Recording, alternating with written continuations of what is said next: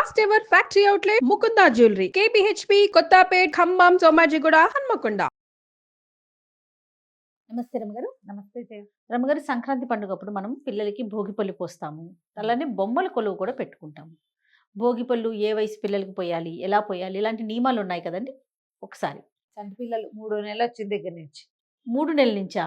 ఆహా. గుండు మీద టంగు అనిపించకుండా నిదానంగా పోయొచ్చు. కొంచెం ఇట్లా ఆనుకొని ఉండగలిగితే నెల వెళ్ళిపోతే ఆడపిల్లలకి 40 రోజులు, మగపిల్లలకి 30 రోజులు అంటారు. పురుడు, నెల పురుడు వెళ్ళటం. మగపిల్లలైతే 30 రోజులు, ఆడపిల్లలకైతే పెద్ద పురుడు అంటారు 40 రోజులు. ఆ తర్వాత పోయొచ్చు. భోగిపళ్ళు పోస్తారు. అక్కడి నుంచి మొదలుపెట్టి 9వ ఏడు లోపల 10 ఏళ్ళు వచ్చే లోపల పోస్తారు. నాకు కూడా గుర్తు, నాకు 10వ ఏట కూడా నేను భోగిపళ్ళు పోయించుకున్నట్టే జ్ఞాపకం నాకు. మా ఇంట్లో అందరు పుట్టబట్టి పిల్లలుగా నా తర్వాత కూడా ఎవరో చంటివాడు ఉంటే వాడిని ఒళ్ళో కూర్చోబెట్టుకోవాలి. ఈ 9-10 ఏళ్ల పిల్లలు చంటి పిల్లల్ని ఒళ్ళో కూర్చోబెట్టుకుంటారు. వీళ్ళకి కూడా పోసేసేవాళ్ళు. మా నాయనమ్మతో పోయించుకున్నాను, నాకు గుర్తుంది. 9-10 సంవత్సరాల వయసు వచ్చేదాకా.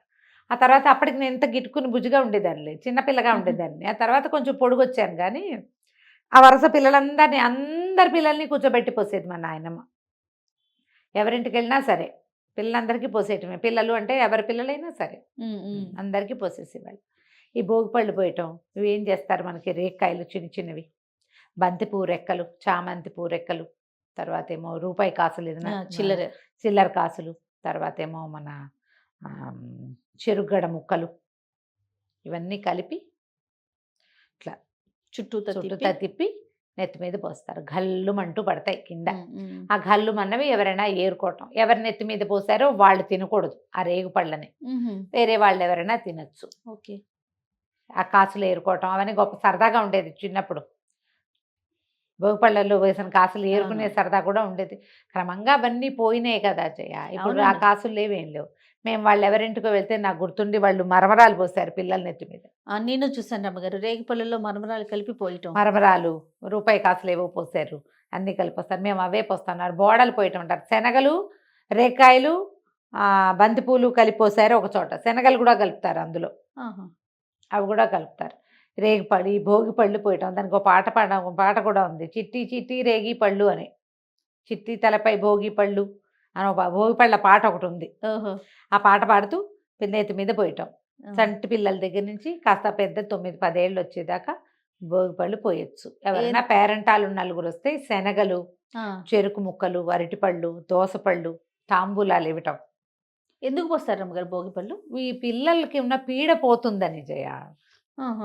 పిల్లల్లో చీడపీడలు ఏర్పడతాయి. ఇవన్నీ డిసెంబరు నెల అంతా జలుబులు, జ్వరాలు, దగ్గులు, అవును అవి ఎక్కువ.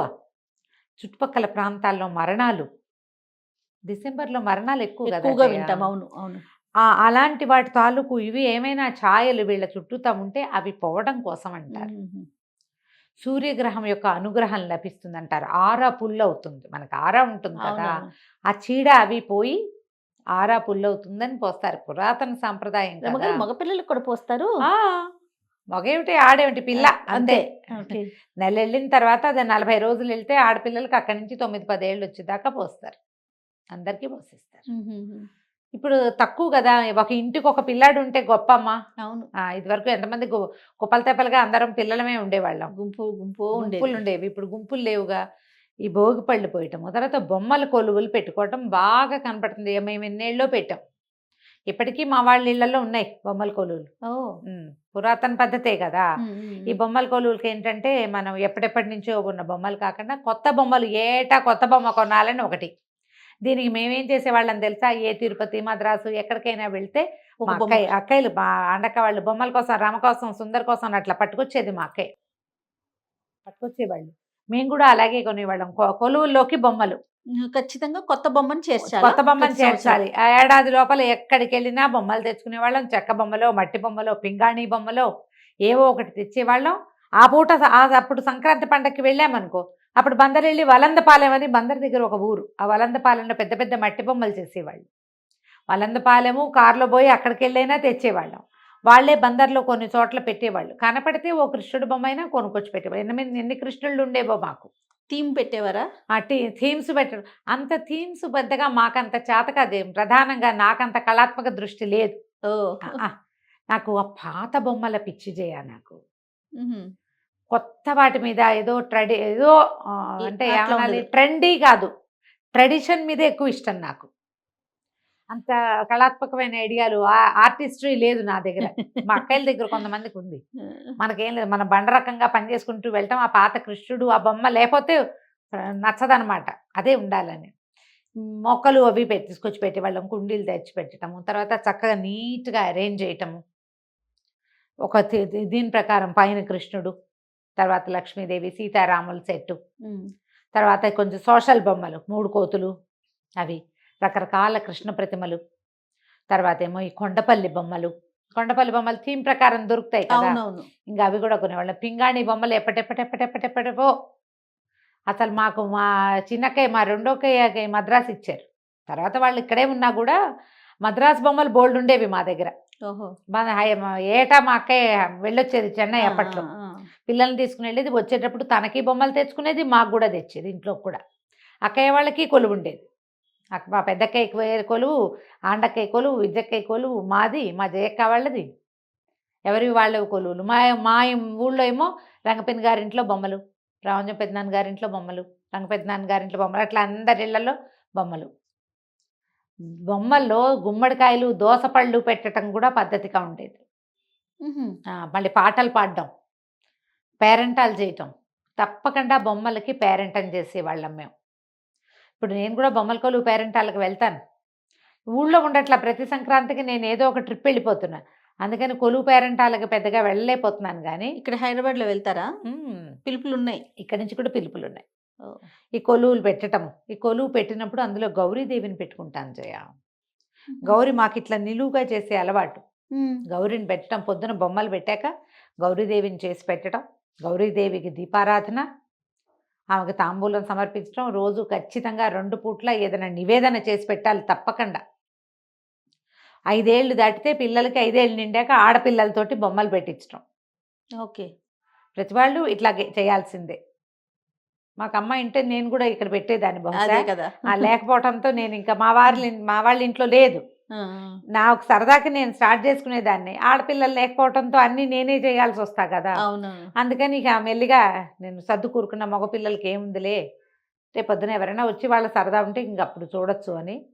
బొమ్మలు పెట్టడం అంటే ఒట్టి బొమ్మలు పెట్టడము, భోగిపళ్ళు పోయడం అంటే ఒట్టి భోగిపళ్ళు పోయటము కాదు. దీనికి పేరెంటం చేసుకోవాలి. అది నలుగురిని పిలిచి మన కొలువు చూసి తాంబూలం తీసుకెళ్ళాలి, పిల్లవాడికి భోగిపళ్ళు పోసి తాంబూలం తీసుకెళ్ళాలి.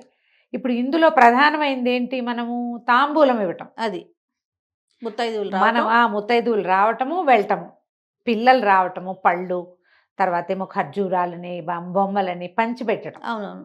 ఎక్కువగా పంచదార చిలకలు పంచిపెట్టడము, శనగలు ఇవ్వటము, పళ్ళు ఇవ్వటము, తమలపాకులు ఇవ్వటము, ఏదైనా తినుబండారాల పంపకము, అందరితో కలిసిమెలిసి ఉండటం, దోసపళ్ళు, తర్వాత గుమ్మడి పళ్ళు లాంటివి ఇవ్వటము.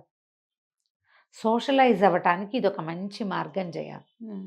ఎవరైనా వస్తే ఊరికే బొట్టి ఇవ్వటం అంటే టిష్కు బొట్టు పెట్టడం కాదుగా, పాదాలకు పసుపు రాయటం, కాళ్ళకి పసుపు రాయటం, తర్వాత గంధం ఇవ్వటం, గంధం రాయటం, బొట్టు పెట్టడం, తాంబూలం ఇవ్వటం. ఇందులో పిల్లలు సాయంకాలం ముందెళ్ళి పేరెంటం పిలిచి రావటం, పేరెంటం పిలవడానికి వెళ్ళాలి, వచ్చిన పేరెంటాళ్ళకి ఇల్లు వాకిళ్ళు సవరించుకుని చక్కగా చాపలో జంపకానాల్లో పరవాలి, వచ్చిన వాళ్ళని కూర్చోబెట్టాలి, కాసిన 2-3 పాటలు పాడడం, బొమ్మలకి హారతి ఇవ్వటం. బొమ్మలకి హారతి ఇవ్వటం అనేది ఒక విధానం. అవును. ఎన్ని ఉన్నాయి, ఎంత ప్రాసెస్. ఇవన్నిట్లలో పిల్లలు సోషలైజ్ అవ్వటం, వచ్చిన వాళ్ళతో మర్యాదగా మాట్లాడటము, చక్కగా కూర్చోబెట్టడము, వినయంగా పసుపు రాయటము, అక్షింతలు వేయించుకోవటము, హారతులు ఇచ్చి పాటలు పాడడము. మేము బొమ్మల్ని ఎత్తేటప్పుడు కూడా పేరెంటం చేసేవాళ్ళం జయ. పెట్టేటప్పుడు ఎత్తేటప్పుడు ఏ రోజు ఎత్తుతారు అమ్మగారు? రోజా, 3వ రోజా? 3 లేదా 5వ రోజు. 9 రోజులు ఉంచే విధానం కూడా ఉండేది. అప్పుడే అందరూ ఒకేసారి ఎత్తితే కష్టం, ఇవాళ వాళ్ళు ఎత్తితే రేపు ఎల్లుండి మేము ఎత్తి అలా కూడా జరిపేవాళ్ళం. అట్లా కూడా జరిపేవాళ్ళం. బొమ్మల్ని పడుకోబెట్టి కొన్ని బొమ్మల్ని హారతి ఇవ్వటమే. మరి వాటిని సంవత్సరం దాకా మళ్ళీ ఆ బొమ్మలకి ఇలా వెలుగులోకి వచ్చే అవకాశం ఉండదు కదా. బొమ్మలు ఉంటే వాటిని మానకూడదు, కొలువు ఉంటే మానకూడదు. మనం మళ్ళీ అన్నీ చేయలేకపోయాం, ఎవరికైనా అనారోగ్యాలు ఏమైనా ఇబ్బందులు ఉంటే 4 బొమ్మలైనా తీసుకొచ్చి సీతారాములైనా బయటపెట్టి గౌరీదేవిని పెట్టి దీపారాధన చేయాలి. ఈ నియమం ఉండేది. ఇప్పుడు మా అమ్మ వాళ్ళ ఇంట్లో కూడా అంతే.